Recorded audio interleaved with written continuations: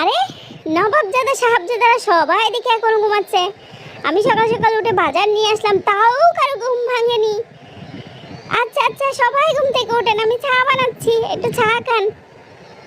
কি একটা অবস্থা দেখছো, এরকম রোদের মধ্যে ঘাম জব জব জোরে পড়ে, তাও কষ্ট করে বাজার করে আনি, তাদের কোনো খবর নেই। দরজাটা খুলতে তাদের অনেকক্ষণ সময় লেগে যাবে। কি যে করব, এনে এনে খাওয়াচ্ছি তো সেই জন্য। উফ, আম্মু এখনো কেন তোমার থেকে বাজার করতে হবে বলো তো? তুমি বয়স হচ্ছে, তোমার তোমার শক্তির ক্ষয় হচ্ছে, তুমি তো আর এখন আগের মতো চাঙ্গা নেই। তুমি এখন তোমার ছেলেদেরকে বাজারের দায়িত্ব দিয়ে দাও। বাবা আছে, বাবাকে দিয়ে দাও। হ্যাঁ, ওদেরকে তুই বাজারের দায়িত্ব দিতে বলছিস? 2 দিনে